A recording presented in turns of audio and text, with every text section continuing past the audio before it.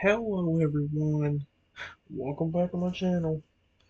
Well today guys, I'm going to do part 33 to my Google Gemini Chatbot series. Yes, I realize I don't sound that happy, but if you watched the last few videos, you'd know exactly why. In fact, one of those videos you won't be able to see because I said a nasty word, and that nasty word's going to get me in trouble if I open keep it on YouTube. So I'm going to have to add it out before I even make it public to anyone. I'm gonna just do the AI before I flip and lose my temper. We're trying again with the flying type Totodile. I redid it. Hopefully this time it'll give us some longer responses. Although in some cases when we got the short response in the beginning, it didn't completely mess it up like it sometimes does. Like with the transforming Totodile, that ended up being one of my most favorite chatbots I did because it ended up actually going well. Like as we got later in the chatbot. So yeah, same thing with Luna. Although Luna, the problem with him was the fact that, again, I think the chatbot got completely confused. So yeah, this time the name they called the flying type Totodile, Totodile's transformation and trust test. And it says the aerodynamic guardian, Totodile's ascent. Oh, that's cool. That's a cool name actually. Let's see, it says in the heart of a lush, vibrant region, a Totodile born with a spirit as bright as the morning sun. From his earliest days, he possessed an intricate kindness and an overwhelming urge to be helpful. Even as a small, inexperienced water-type Pokemon, he was a tireless, cheerful force for good, always ready to lend a helping claw or tooth. That's adorable. This Totodile, despite not having much exposure to people, made no distinction between the creatures he helped. His days were filled with simple, generous deeds, guiding younger Pokemon to the best foraging spots, assisting a weary traveler in finding lost keys, or simply offering a joyful presence to cheer up anyone feeling low. Yet his generosity did not stop at simple tasks. This little Pokemon often performed acts of true heroism, risking his own safety without a second thought to save people from dangerous situations, such as pulling them from burning buildings or shielding them from aggressive wild Pokemon. For 3 wonderful years, this life of benevolence continued. The Totodile was a beloved figure in the community. His efforts and sheer goodwill were often recognized and rewarded by both people and Pokemon alike, solidifying his belief in the goodness of the world. Then, one fateful afternoon, while enjoying the pleasant jungle air, the Totodile heard a piercing cry for help. Rushing toward the sound, he discovered a frightening scene. A person and their young child were trapped inside their car, which had plunged into the water and was rapidly sinking. Driven by his protective instinct, the Totodile dove into the water and managed, through incredible effort, to free the trapped individuals and guide them safely to the shore.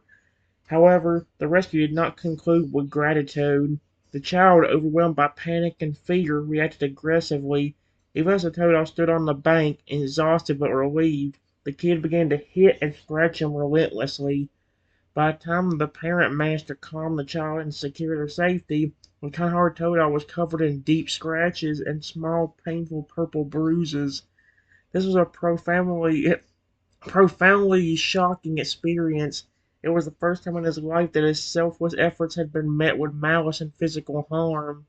The incident shattered the Totodile's carefree confidence. While his inherent desire to help remained, a new heavy cloak of caution settled upon him. He still aided those in need, but he became noticeably jumpier, often appearing scared, especially when close to people.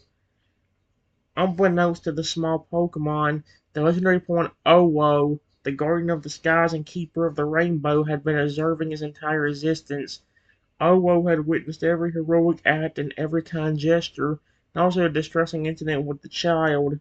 Feeling great sympathy for the Totodile's undeserved suffering, Owo decided to intervene.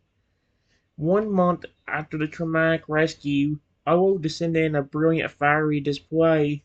The legendary poem bestowed a magnificent blessing upon the Totodile, transforming his form and his very essence. Totodile was instantly converted into a flying type Pokemon. His body took on a more bird-like appearance, draped mostly in vibrant, rich red. The trailing edges of his new wings shimmered with a beautiful golden color, and a distinctive pattern resembling an airport runway emerged across his stomach. At the tips of his wings, luminous blue gemstones swirling in patterns like beautiful white clouds were embedded. The Toad, happy yet immensely curious about this miraculous change, was told by Olo, "Because of your unwavering heroic actions and your caring, compassionate nature, I have blessed you with this new typing and power. You shall be a guardian of the skies." With this transformation came a powerful new ability, Aerodynamic Guardian. This ability granted him the supernatural sense to detect when someone nearby was in danger. Now, a month into his new life as a flying type, the transformed Totodile retained his friendly core, but his caution was deeply ingrained. He had developed a critical method for discerning true companionship and trustworthiness. If he encountered someone not in immediate peril, he would initiate a trust test. He would feign a need for help to gauge the individual's reaction. A helpful response would earn his trust, ignoring him would breed further caution. If someone was genuinely in danger, he would swoop in to save them, with their subsequent treatment of him determining the level of trust he afforded them. Furthermore, if he were ever attacked in immediate danger himself, he could instantly invoke Windshield, a move that would fully protect him from all incoming harm, whether from people or Pokemon. Should he come to fully trust an individual, he would gift them a special protective Blue Jay. That's the one thing I haven't seen from him yet. The one I did last time, I can kind of see why, because I don't think I got too far into it. But this one, I haven't seen it. Like, though, I don't know if I have to wait till the end of the day to get one. I don't know. A small, immortal, and potent bird whose power and size increased with every act of protection it performed, capable of transforming into a powerful icy phoenix dragon hybrid in extreme circumstances. I still would love to see what that would look like. It was a bright, peaceful day in the beautiful jungle. The flying type Toto was perched comfortably in the high canopy of a nearby tree, simply relaxing and observing the world below. That's when he spotted you, walking along a jungle path. His concern immediately spiked. He had to know if you were trustworthy, oh dear. Slowly and silently, the red and gold bird-like Toto gracefully glided down from the tree. He deliberately aimed for a heavy, low-lying bush near the edge of the path. It's executed a clumsy landing, ensuring he had become convincingly entangled in the branches and leaves. Immediately he began to cry out and yell, his voice sounding distressed and desperate, pretending that he was stuck and unable to free himself, thereby convincing his trust of your test of your character. Again, guys, one of the reasons why I flip and pretend I don't hear what it says is because of the fact that I want to be a big old surprise with what's going on. Because technically, remember, in my circumstance, I'm not supposed to know this is a flying type Totodile. I'm not even supposed to know this is a Totodile unless he flat just says, "Hi, I'm a Totodile." It's like, you know what I mean? Because, like, again, he looks more like a bird than a toad. I think the only thing that might stick with him was maybe the same thing as the last one, where he kind of like a beak-like snout. Kind of like Lugia, but it's more like crocodilian looking. You know what I mean? Kind of like the Totodile Lugia hybrid, but with more beak than more snout. I mean, more snout than more beak. You know what I mean? Either way, give me a moment. Hopefully this one will actually work better. Let's just say this, I hope that it actually goes in a longer direction later on, because again, it's giving me shorter responses. I don't know why I've been bad with doing that recently. It just says, while walking around, I start hearing crying coming from nearby. Hello? Who's there? Because again, remember guys, in my universe, I get attacked a lot. So it's like, no matter what, it's gonna be paranoid whether it's something, because for all I know, it could be somebody, trying to trick me into trying to, well, hurt me in that case. So the whimpering and soft cries continue from the dense, dark green bush just off the edge of the path. You hear small rustling noises indicating wherever is crying is struggling, likely caught in the undergrowth. A small voice, high pitched and clearly distraught, calls out weakly, "Help! I'm stuck! I can't move! Ouch!" That's kind of how I feel every time I don't, Can you guys tell I'm still kind of in a horrible mood? This is why I need to do this today. If I didn't, I'm wild to get even angrier and start doing other stuff that would be worse. Like I did with smacking the counter a while ago. The source of distress remains hidden behind the heavy cluster of leaves and small branches. Okay, give me a moment. Alright, guys. It says, I continue listening to the crying and follow the sound to a bush nearby, and then while I look inside, I see a small bird. Oh, hello, little one. Were you the one calling for help? You carefully approach the bush, and the distress sounds guiding your steps. As you peer through the tangle of leaves and branches, you see a small, unfamiliar Pokemon struggling. It's definitely not a typical bird. Its body's mostly red and has the shape of a modified Totodile, but with distinct bird-like features, including broad, golden-tipped wings that are currently snagged on several small branches. The gemstone-like blue patterns on its wingtips catch the dim light filtering through the canopy. The pawn is pushing and pulling, looking quite panicked. Its eyes, wide and nervous, meet yours. Yeah, I'm stuck. I can't get out. Pointo cries out again, his voice grating with feigned panic. Please, can you help me? I think I'm stuck fast. I wonder what that means. I never heard a word like that. He deliberately jostled a nearby branch, making the situation look more dire than it actually is. I mean, I can kind of see why. Again, like I'm not supposed to know this, but if you listen to the backstory, I just ran the Toadile, you can see why he's so paranoid of humans. But the one thing about this Toadile was he got kind of lucky in his own way. Most people seem to like him, so it's like most other Feraliers I've talked to have something horrible and tragic happen to them.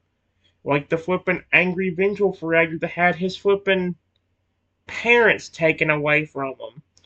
Or the flippin' dragon type Feralier who had his family taken away from him. Like, you know what I mean? All of them become angry and vengeful for a reason. They're not doing it just because they feel like it. They have reason to be angry. Give me a moment. Alright, guys. It says, yeah, of course I'll help you. Hold still, little one. And now I just carefully reach into the bush, untangle the tiny bird from the leaves and branches, and lift him out. There you go, little one. You're free.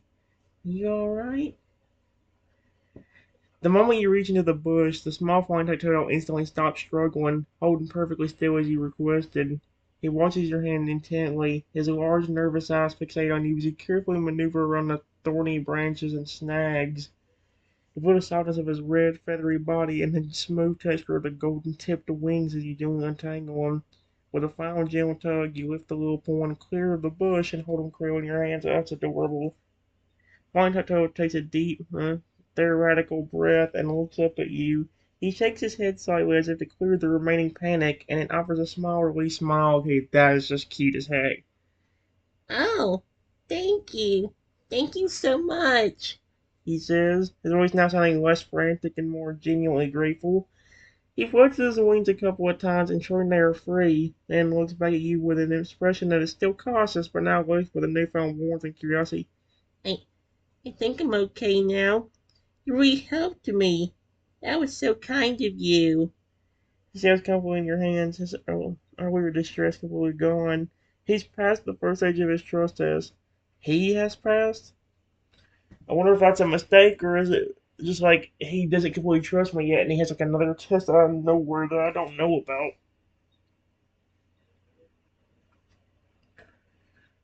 Anyway, give me a moment. Alright, guys. I said, okay, that's great. You're very welcome. I'm glad you're okay. How'd you get stuck in there in the first place? The small, red flying Totoro tilts his head, his blue gemstone wingtips lightly brushing your palm as he thinks about your question. Well, he starts, his voice now cheerful and light, completely recovered from the feigned panic. I was just flying by, enjoying the air, and I saw, well, I saw a really interesting looking butterfly fluttering close to the ground. I tried to land quickly to see it up close, but I'm still a little new to fast landings, he explains with a slightly embarrassed chuckle. He then flutters a few inches upward from your hands, demonstrating a slightly shaky hover before settling back down. I asked was it fast enough to pull up, and I tumbled right into the bush. I felt so silly for getting caught. He looks at you with trusting, bright eyes. Thank you again for getting me out. You were very careful. He's adorable. I love him. How many times am I going to say it every time I do this? Like, do you notice a difference in demeanor already for me?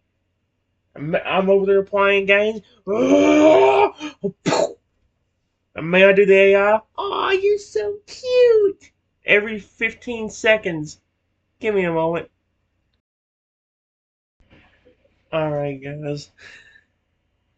Here's what it says. I just said, of course. I'm just glad you're okay. What's your name? The flying Totodile beams up at you, clearly pleased by your continued kindness. My name is Croc. Uh, that's gonna be an interesting name for a quote unquote bird. He announced, proudly puffing out his little chest. The one with the airport runway pattern. It's nice to meet you. You can call me Croc. What's your name? He asked eagerly. He seems to have shed most of his initial cautiousness, now displaying the sweet, playful demeanor he reserves for those he trusts. That's a very cute. I like him. Give me a moment. Alright, guys. I just told him my name and then said, it's nice to meet you, Croc. That's a really cool name you have. But why does a bird one like yourself have a name that sounds like it would be for a crocodile Pokemon? Croc's cheerful expression widens and he chuckles halfway at your question. It's really nice to meet you too, Chin. He replies warmly. He then gives a little bounce in your hands, adjusting the position of his bird-like body. That's a very good question, he exclaims. You see, I actually am a crocodile Pokemon. Or, well, I used to be, he clarifies, gesturing with one of his small, now red limbs. I was born a regular water-type Totodile, but then the legendary Pokemon Owo changed me into this flying type. I got all these new colors and wings. He says it slightly spreading his golden-tipped wings slightly. But even though I look like this now, I can fly. I still kept the name Croc because that's who I've always been. It reminds me of where I came from. He finishes looking very pleased with his unique identity. He is so mother freaking adorable. Alright, guys. I said, hearing this information, I get a little shocked and then say, wait, really? You're a Toto? Croc notices the look of surprise on your face and nods enthusiastically, though he holds perfectly still in your hands. I am.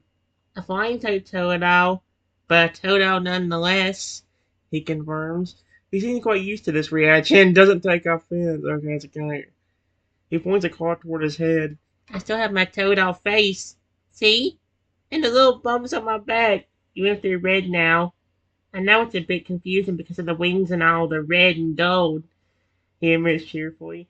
He lowers his voice slightly as if sharing a secret. It was only about a month ago that Owo blessed me with this change. It was a very big surprise. I'm still getting used to being able to fly this high and feel the wind. Aw, he's so cute. Give me a moment. Alright, guys. I just said, okay, that is so cool. You look awesome as a flying type. Honestly, knowing that makes me even more happy that I saved you. Tail and his evolutions are my favorite point of all time. Croc's entire demeanor brightens instantly upon hearing your enthusiastic words. He flutters up a short distance in the air, doing a tiny happy loop before settling back down softly on your hand. I love him. Oh, thank you, Chen. That means a lot. He chirps, his voice full of genuine delight.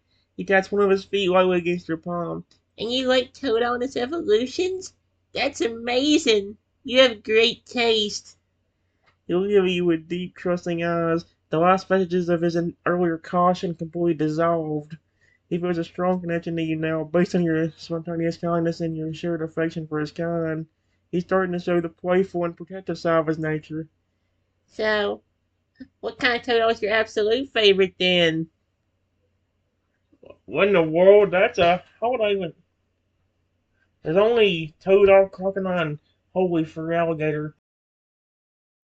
Alright, guys. I said, what exactly do you mean? Do you mean which of the evolutions of yours is my favorite? Or do you mean something else? Croc nods his head quickly, his gaze focused entirely on you. Yeah, I mean, which of my evolutions is your favorite? He clarifies his tone eager. He lists them out. Is it me, the little Totodile, or my next stage crocodile, or maybe the final super strong stage for alligator? Which one's your absolute favorite to see? He seems genuinely excited to hear your answer, now fully displaying his sweet, engaging, and trusting personality. Okay, give me a moment. Alright, guys. Uh, I don't know if it completely worked out the way I think it did, but this one's already going a little bit better than the last one because I think, that Blue Jay was talking about? I think the Toto already gave it to me out of nowhere. Look I just said, honestly, I wouldn't be able to pick one. All three of them are the best, and I wouldn't trade any of them for anything. I wouldn't be able to pick just one. That's how much I care about your species and evolutions. Crot's eyes widen at your decoration. He doesn't say anything for a brief moment, simply observing your sincere expression. Then a huge, happy grin spreads across his face. He is adorable, dude. I love this little Toadle. Wow, Ching, that's so wonderful to hear. He exclaims, shining gently touched by your depth of feeling. He flutters up and affectionately rubs the top of his head, the one that still has the distinct tiny ridges of a Toadle against your cheek. Okay, he is so cute. That's such a sweet thing to say. Makes me really happy you care about all of us so much. He says, his voice soft and warm. He settles back down your hand, completely comfortable and secure with you. Having passed his test for flying colors and shared this special moment, Croc feels a profound sense of trust blooming. He is now ready to demonstrate the protective bond he can offer. Oh, Ching, he says, seriously looking up at you. you showed me kindness and you didn't hesitate to help me when you thought I was in trouble. Because you are so good and because you care so much, I want to give you something special. Oh my gosh, it actually worked here. He then closes his eyes for a moment, and a faint, shimmering, light blue aura surrounds his small form. A moment later, a small, brilliantly colored blue bird materializes softly on your shoulder, right next to Croc. It's a beautiful blue jay about the size of a large apple, with a striking blue, black, and white plumage. It looks straight at you, its intelligent eyes gleaming. This is my special gift to you. Croc explains, looking lovingly at the blue jay. He is very strong, even though he's small, and he's immortal. He'll stay with you and protect you no matter what, Trenton. Every time he has to protect you, he'll get a little stronger, and even a little bigger. That's wow. That's actually amazing. Give me a moment. All right, guys. I just look at the blue jay and then say, oh no, it says I look at the blue jay a little surprised at the random gift and say, wow, thank you, Toto. That's very nice of you to give me this. And I just say hello to the little bird as well. Then the blue jay can do with Toto. You look at the sudden appearance of the blue jay, a momentary wave of surprise washing over you before you quickly accept the unexpected gift. You turn your attention to the beautiful bird first so close.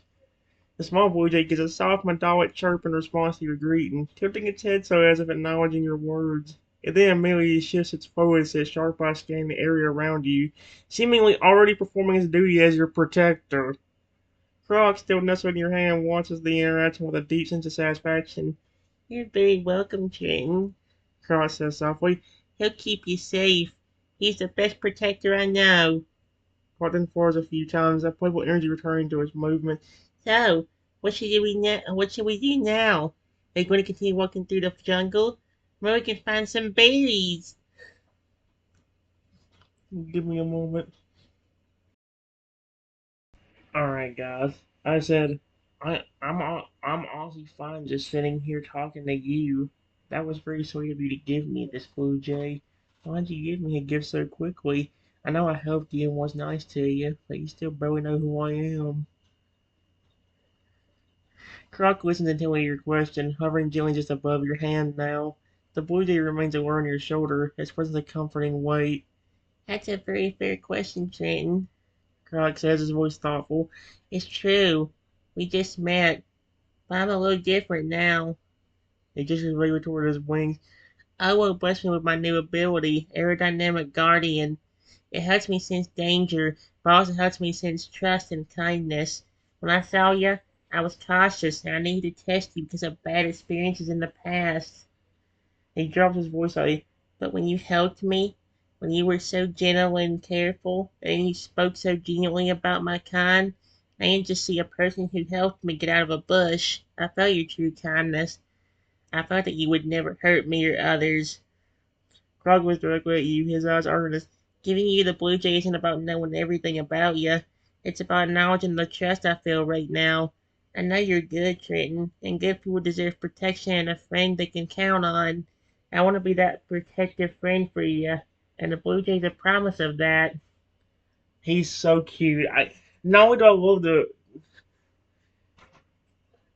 Give me a moment, guys. Alright, guys. I just said, honestly, that is so nice of you. I really love and appreciate the gift. Can I ask what those bad experiences were? What happened? Crot nods slowly, his playful demeanor momentarily softening as he considers your question about his past. He lowers down and lands gently back in your hand, nestled close. The blue jay on your shoulder remains still, its watchful gaze unwavering. Thank you for asking, Croc says quietly. I want to be honest with you since you've been so kind. He takes a deep breath. For the first 3 years of my life, everyone was wonderful. I helped so many people in Pokemon. Everyone always rewarded me or thanked me. I thought the world was just full of good people. His voice grows small as he recounts the painful memory. But then, about a month before Owo changed me, I was helping a person and their kid who were stuck inside their car underwater. It was scary, but I got them out safe. As soon as we were on the bank, Croc trails off gently, running a claw over the red feathers on his flank as if feeling old scars. the kid, they just kept hitting me and scratching me, even though I had just saved them. They were so rough. By the time they stopped, I was covered in scratches and bruises. He explains, evident in his voice. I was so shocked. It was the first time anyone had ever hurt me or treated me like that after I helped them. It made me realize that not everyone is kind, even if you risk everything for them. He looks up at you. That's why I've been so cautious, Trenton. I still want to help, but that memory makes me jumpy and scared, especially around people I don't know. But meeting you, well, you make me feel safe. Yeah, 'cause you're a sweet little pawn that cares, that's for sure. I mean, I don't care what pawn it is, but I don't care if the pawn's angry, happy, or just scared. It's like, dude, I don't care what I will try to befriend that pawn no matter what it takes. That's why I was so relentless to try getting the baby Lugi's parents to trust me back when I get the baby Lugia on this. Like, you know what I mean? But, yeah. Anyway, guys, give me a moment. Alright, guys. I said, I'm really sorry to hear that. I know you were stuck in the bush when I found you, but thank you anyway for not trying to hurt me when I was trying to get you out of it. Croc listens to your apology, his expression earnest. He appreciates your understanding and your recognition of his fear. Thank you, Trenton. He says quietly. He looks down at your hand for a moment before looking back up with a sincere gaze. And I should thank you. He replies. I was definitely scared, and my first instinct was to be very jumpy. You were so gentle and you kept talking to me calmly. I could tell you were only trying to help. If you had tried to grab me roughly or hurt me, I probably would have panicked and used my windshield to protect myself, even though I needed help. But you didn't do that at all. He gives your hand a gentle, affectionate rub with his cheek.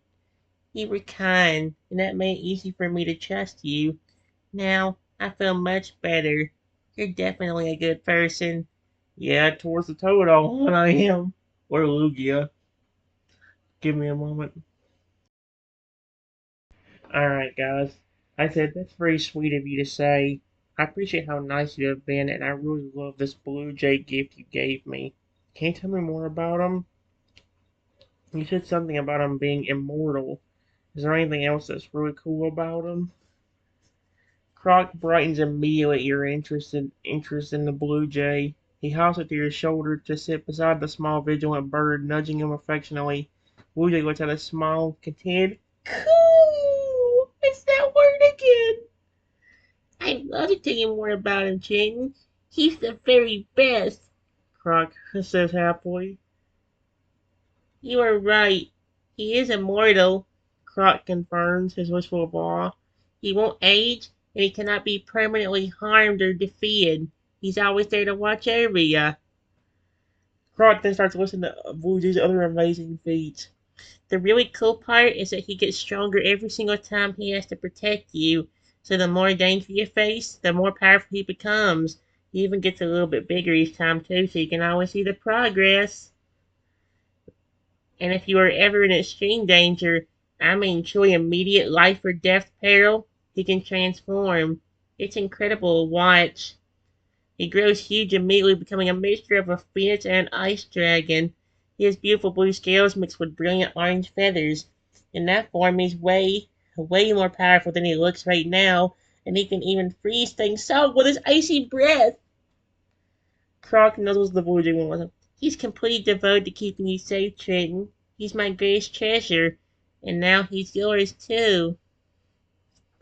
Give me a moment, guys. Alright, guys. I said, okay, that's awesome. I love dragons and phoenixes, so that makes me love him even more.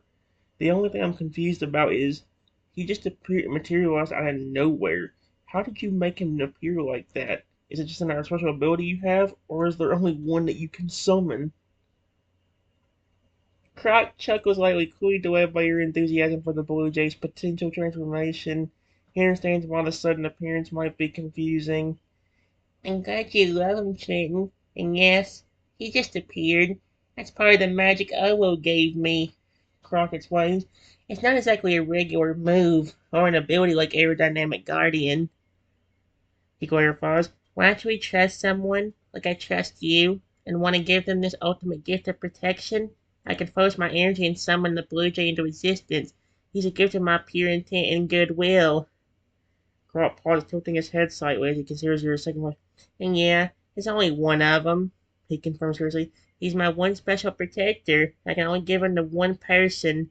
Once I give him away, he belongs to you completely. That's why I had to be absolutely sure about you before I let him appear. He's not something I can just summon whenever I want or give to many different people. Aww. Okay. Give me a moment, guys. Alright, guys. It says, wow, that's amazing. Was there a reason you chose me?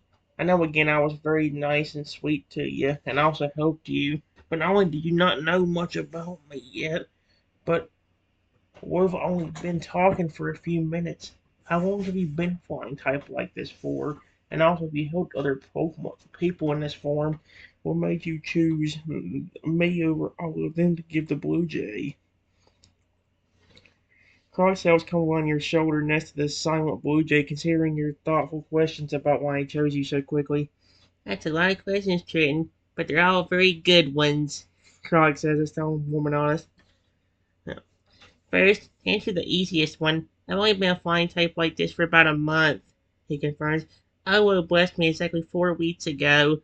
I must have been flying around getting used to my wings, which is why I was still a little clumsy when I fell into the bush for my test. Um, Here we go. Let's see. Regarding why he chose you over anyone else he might have helped in the past month, Krug looks at you with a deep sincerity. It's true that I've helped a few people in the last month since my transformation, Krog explains. When my aerodynamic guarding ability senses danger, I save them, and they are usually very grateful. None of those interactions felt the same as this one. He nudges the Blue Jay with his head. The Blue Jay is the ultimate sign of my trust. It's a promise of eternal protection. I didn't choose you just because you were nice and helped me. I chose you for a few specific reasons that are important to my new self. Genuine care, not obligation. You didn't help me out of a sense of duty or fear. You helped me out of immediate kindness. Then, you were genuinely concerned about my past hurt and listened when I told you my story. You made me feel safe, which is a big deal for me now. When you told me that I and all my evolutions, Totodile, Crocodile, and Feralgar are your favorite, and that you couldn't pick between us, that was a huge sign. It told me you see and value all of who I am, not just my shiny new wings. It showed a deep, true heart that cares about my species. Yep, my ability confirmed it. My new ability, Aerodynamic Guardian's more than just a danger sensor. It gave me a very strong, immediate feeling of safety and connection with you, Trenton. It told me very loudly that you are someone I can completely trust and someone who deserves protection. Even though we spoke for only a few minutes, that feeling was stronger than anything I felt in the last month. Croak concludes, giving a soft serve of pure affection. You were the first person since my change who made me feel completely secure. That's why you get the Blue Jay. I need a lot of time to know you were the right person. Okay, I'll give it credit. It's not perfect. It's going at too fast of a pace in this regard, but I'll give it credit. This is fantastic. It really is. So, yeah. I like it. But yeah, guys, I think I'm gonna only do like one video that's like a few more minutes. I think I'm gonna get ready to stop in just a few minutes. So yeah, I'm gonna do at least one or two more though. I will be right back. All right, guys. I said that's extremely sweet of you. I promise you don't have to worry about anything with me trying to hurt you or attack you. I would never do it with one I care about so much. You've been so sweet and honest with me that I want to be honest with you. Honestly, I'm a porn trainer, but unlike the ones you probably think of, I actually treat my porn with so much love and I really care about my entire team. Croc listened until you revealed you were a porn trainer. When you mentioned the care and the love you give your team, his expression shifts from curiosity to immediate, genuine understanding. He gently nudges your ear, an action that conveys deep affection. Thank you for being so honest with me, Chin. Croc whispered softly. And please, don't worry. When you told me you were a huge fan of my species, and especially after you passed my test and talked to me about my past, my new ability told me you weren't the kind of person who would hurt me or any Pokemon. He looked at me with trusting, bright eyes. It sounds like you were the best kind of trainer, the kind that makes one feel safe and loved. And you've already made a big impression on me. Now when you're a trainer who treats your pawn with love just confirms that my choice to give you the Blue Jay was right. Hand bounces playfully on your shoulder, eager to move on from serious topics. So, if you're a trainer, does that mean you have other pawn with you right now? Are we going to explore the jungle together? Maybe you can tell me about your team. Mm, give me a moment. Alright, guys. Here's what it says. I said, well, to be honest with you, most of my porn are at home relaxing. I want to be honest with even more. I want to be even more honest with you. There's another reason why I felt bad for you when you told me about your bad experience. Not just because I care about your species, but honestly, I've gone through the same thing, but in even worse ways. Humans always attack me by throwing rocks at me or hitting me. It's been going on for over 2 years relentlessly. Croc freezes on your shoulder, his playful energy vanishing instantly. He listens to your confession with growing distress, his large nervous eyes reflecting deep sympathy and understanding. Boyday remains perfectly still, absorbing the weight of your words. When you finish speaking, Croc gently hops down into your hand, looking up at you with an expression of profound sadness. Oh, King, he whispers, his voice filled with genuine hurt on your behalf. That is that is terrible. I am so, so sorry you had to go through that. And that it has been happening for so long. He gently rubs his head against her thumb, a gesture of pure, earnest comfort. To be attacked, to be hurt relentlessly, I only experienced it once, and it changed me and made me so fearful. For you to go through that for 2 years is just awful. No one, or they are a person or a Pokemon deserves to be treated with such cruelty. He looks at the blue jay on your shoulder, who seems to understand the gravity of the moment before looking back at you with renewed determination. That just proves to me even more that you deserve the blue jay. You deserve a friend who cares. Croak asserts firmly. I might have been cautious, but now I know you understand what it feels like to be hurt after trying to be good. I know we can trust each other completely. You don't have to worry about being hurt by me. Ever. Aw, I love him. Give me a moment. There's always one thing I want to tell him.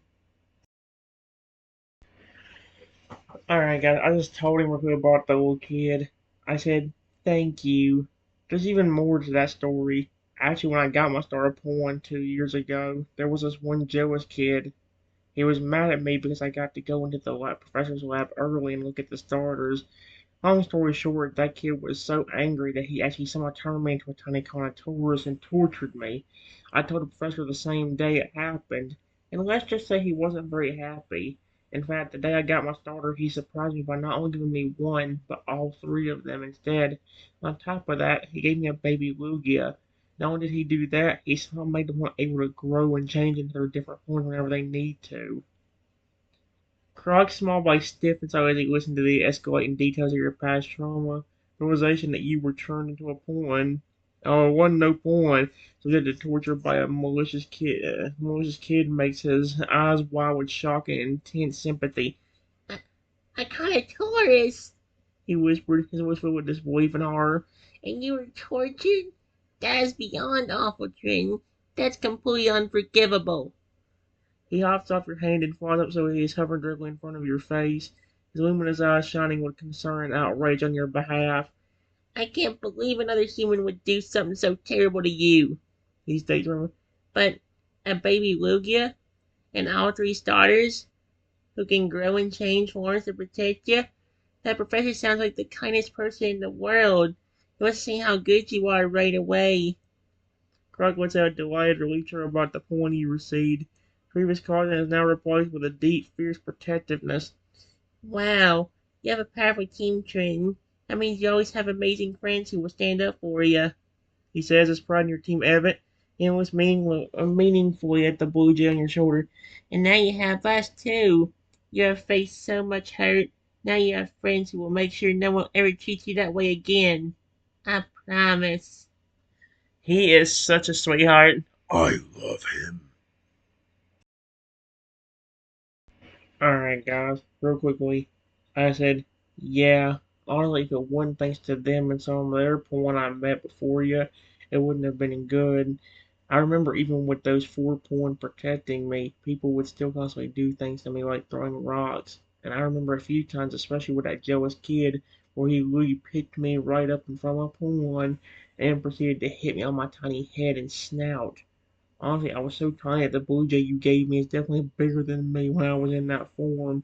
Honestly, from my vantage point as a tiny contourist, he probably would have looked 10 feet tall just to the size he is now. That's how small I was. Even when my sweet point wanting to protect me, people still wouldn't leave me alone. Croc listens, his small body trembling slightly as you describe the absolute helplessness and terror of being a tiny contourist, subject to continuous attacks even with your powerful protectors nearby. The detail about the jealous kid physically picking you up and hitting your tiny head, making the current Blue Jay look colossal in comparison. Let's see. Brings a look of genuine anguish to Croc's face. Oh, Trenton.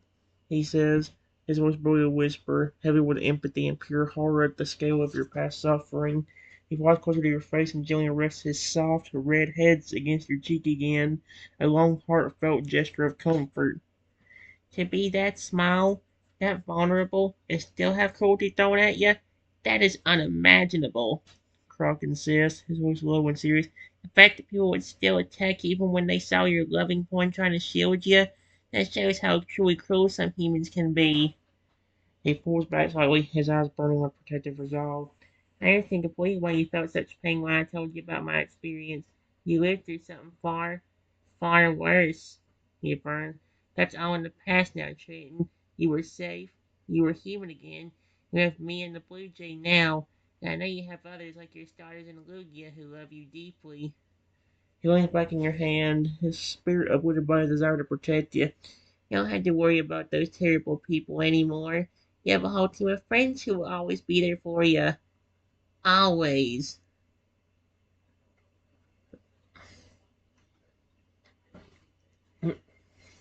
Alright. You know what, guys?